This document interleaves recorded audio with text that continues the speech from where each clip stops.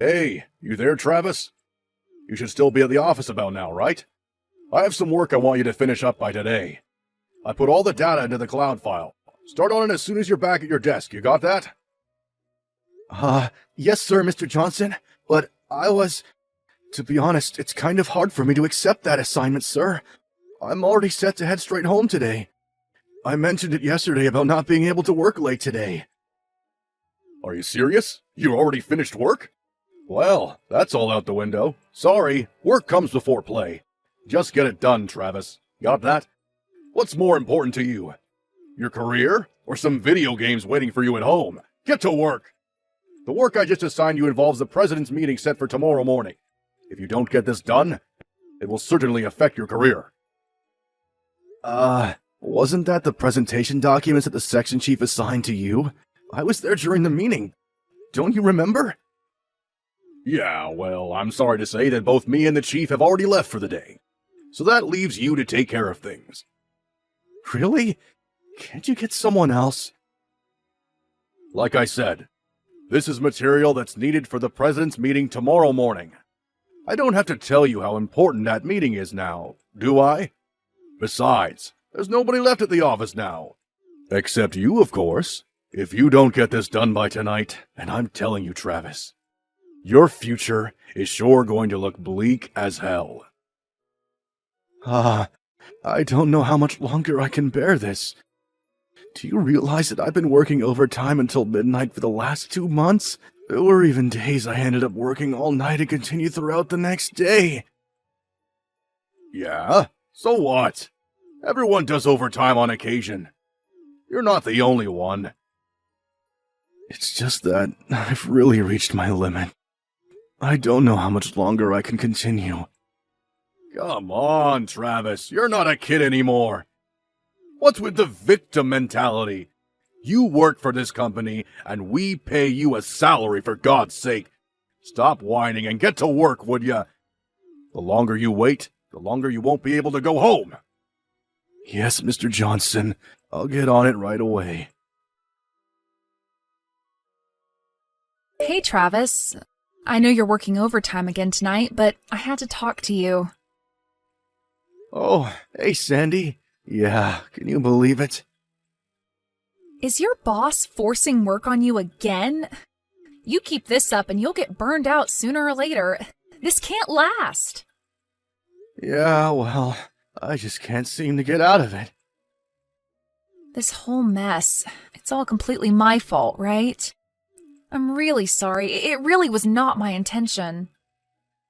What are you saying? This is not your fault, Sandy. It was all Mr. Johnson and that section chief, Mr. Blaine's fault. They should never have hit on you like that. Yeah, well, I suppose so, but you reported them to HR, and after a while, the top brass reprimanded them for how they were treating their staff members. Not really naming you specifically, but they knew, of course. Well, long story short, I was forced to resign. Isn't this whole mess making you work late hours payback for, as they would probably put it, snitching on them, right? I know you tried putting in a request for transfer to another department and even another branch office, but there's no guarantee when that will happen. I'm really sorry I got you into this mess, Sandy. Please, Travis, don't worry about me. I'm fine. It's you I'm worried about. Just don't push yourself too hard. I don't want you overdoing things. Just so you know, I'm working too, and you can just quit and find a new job. You've got plenty of potential. My dad was really worried too. Hey, Travis, you okay? Have we been cut off or something? Are you seeing this text? What's up? Are you there? Did something come up? Are you back working? Travis, answer me! Hey, Travis, you seeing this? I heard you were taken to the hospital. What the hell are you doing? You just dumped that work I assigned you. Those documents for the President's meeting today. Are you out of your mind? You really think this kind of scare tactic is gonna change anything? I mean, calling an ambulance while working overtime. Trying to highlight your ill treatment or something? Well, it isn't gonna work, buddy. According to the doctor, they say it's exhaustion. More like weakness, if you ask me. How can you become exhausted just for working a few nights of overtime? Stop your belly aching, Travis. You're such a fuss spot. Get a good night's sleep, and you'll be fine, for God's sake. It's my job as your immediate superior to discipline irresponsible employees like you. Show you how things are done around here. I'll stop by the hospital tomorrow morning with your laptop. If you don't want to get fired, I suggest you get to work, buddy. Hello, Mr. Johnston. It's been quite some time, hasn't it? Hasn't been long at all. Something wrong up there? You in the psych ward or something? We just talked at the office yesterday. This is Sandy, Travis's wife. You remember me, right?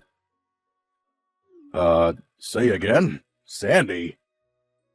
Yes, I don't know your line address, so I'm replying to you on my husband's phone. I hope you don't mind. Sandy, I didn't expect to hear from you. You took me a bit off guard there. I didn't realize you were so impatient to talk to me. I don't blame you. So, I guess you thought it over and came to the conclusion that I was the better option, huh? Kinda late for that, but still.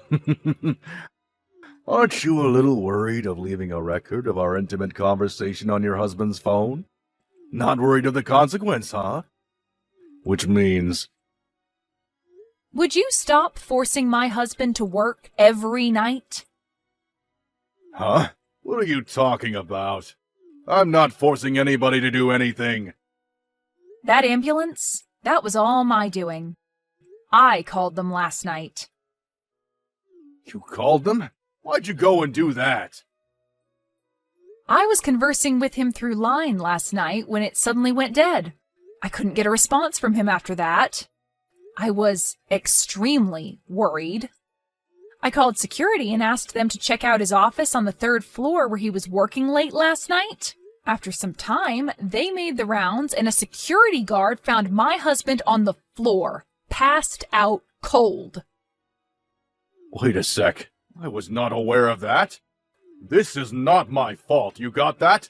Don't blame this on me. The only reason he was working late is because he's slow. He's always taking a break and wasting precious time. He's got to work overtime. It's his own damn fault. Do you really expect me to believe you and Mr. Blaine? The two guys who were joking about sharing me? How can I trust what you guys say? You're not blabbing about this nonsense to other people at the office, are you? We don't need groundless rumors spreading. I've refrained from expressing my true opinion regarding how you've treated us, but this has gone far enough. I know this is all about giving you the brush off. You're just getting back at me, aren't you? Excuse me? How could you say that to your boss? You're not my boss anymore. You're twice as old as my husband and I.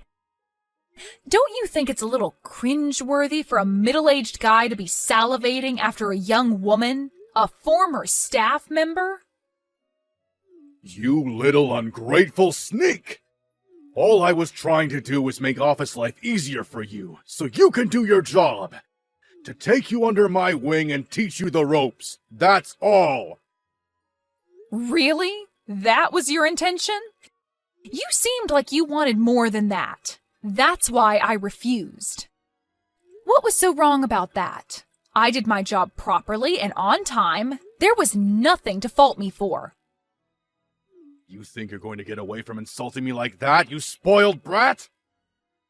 I've talked to my husband already. I'm recommending that he resign. What? Are you serious? Goodbye, Mr. Johnston. You really have nerve. You know that? You're just going to convince the guy that you rely on to live day and day to just up and quit, huh?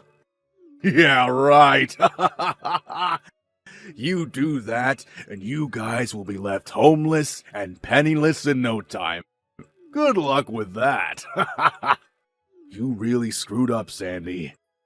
I thought you were a bit attractive, and I thought I would give you a chance. But you decided to throw it all down the drain. I can't figure you out, but do as you like. I don't give a damn. Good morning, Sandy. Are you up? I just took a look at my smartphone. I didn't check it since 2 days ago. I see you had a little conversation with Mr. Johnston. Didn't go all that amicably, it seems. Yeah, right. Not a real friendly conversation, I suppose. I saw your phone on the bedside table and I was going to turn it off. Then I saw all those message notices on there that I just had to see what it was about. Could have been an emergency. Well, it was all Mr. Johnston. He was trash-talking you as usual. And after reading it, I just couldn't take it any longer. I just blew a fuse and just let my feelings out. I'm sorry. Don't be. When it comes to my well-being, you always tend to blow a fuse. I'm really sorry, Travis. I really shouldn't have gone off on him like that. Without first talking it over with you, but I just can't stand that guy. Don't worry about it. No problem. Actually, I'm thankful for what you did. Huh? You're okay with it? He was here earlier. He stopped by to drop off his laptop. Why'd he do that? He said I had a lot of time on my hands while I'm here. So he told me to get to work on some urgent documents. Wait, what? Are you serious? He was there this morning? Relax, Sandy. How can you be so calm, Travis? You're recuperating from exhaustion, for God's sake. And he's making you work? That guy needs a little more talking to. Yeah, right. But all the same, relax. Because you told him off, he made the mistake of handing me some helpful materials for my payback plans. Huh? What's the laptop got to do with your paycheck plans? You'll find out soon enough. I know this is all hard on you. But give me a bit more time, would you? Yeah, okay, if you say so, Travis. I'll leave it to you. But just don't do anything rash. You got that? Yeah, I know. Thanks, Sandy. Hey, Travis, are you still faking that exhaustion charade? About that assignment I asked you to finish up. I thought I told you to complete that by morning. I was expecting it to be uploaded to the cloud file, but it's nowhere in sight. What's going on, buddy? I'm having a meeting in an hour. I need those files. Do your job, for Christ's sake. Good morning, Mr. Johnston. I went all the way to the hospital to drop off my laptop, and this is the thanks I get? You lazy bum! I'm sure you noticed, but I'm lying in a hospital bed right now. Yeah, I can see that. But all you're doing is sleeping. You can move those fingers and tap away at that keyboard, can't you?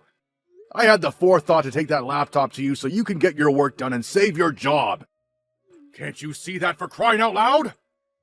I'm very sorry about this, Mr. Johnston. I know you need those files, but I was ordered not to work and to get adequate rest while I'm here.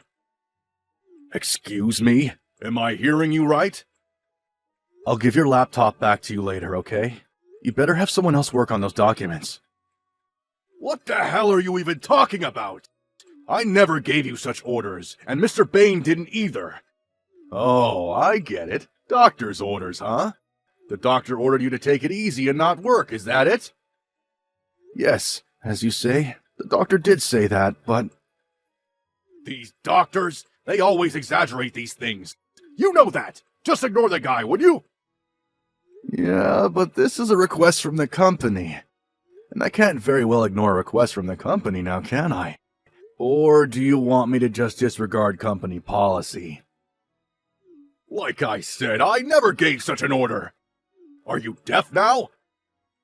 This is a request directly from the president of the company.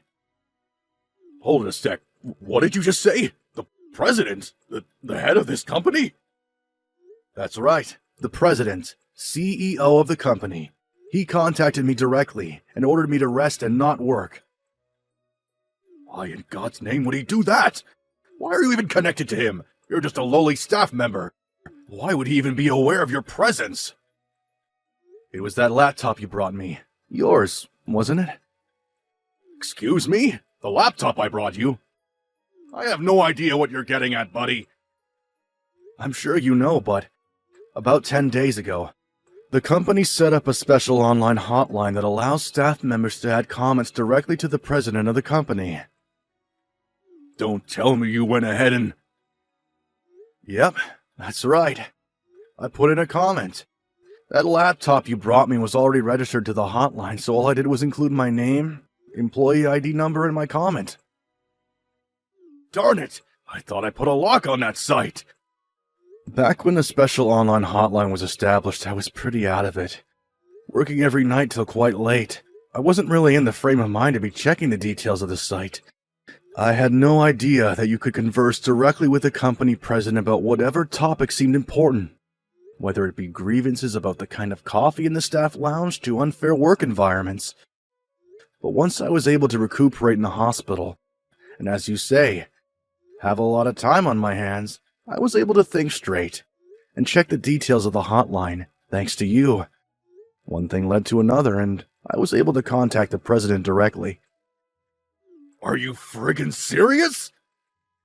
As this is the case, I have decided to resign from the company. What? You're quitting? Yes, I sent my resignation letter directly to the president himself. Wait, you sent your resignation directly to the company president? Yes, that's right. He discouraged me from resigning, but I had already made up my mind. So, why the hell do you have to resign? My uncle owns a small company, and he offered me a job there, and I decided to accept. I decided on resigning and taking this new job, mostly because my wife urged me to do so, and the new job seemed a lot more interesting. Interesting? So this job you got now, it's not very interesting to you, huh? No, it's not. I gradually lost interest in the job. There was zero motivation or any sense of purpose in the work I was doing. So that's how you felt about this job? Are you making fun of our work here?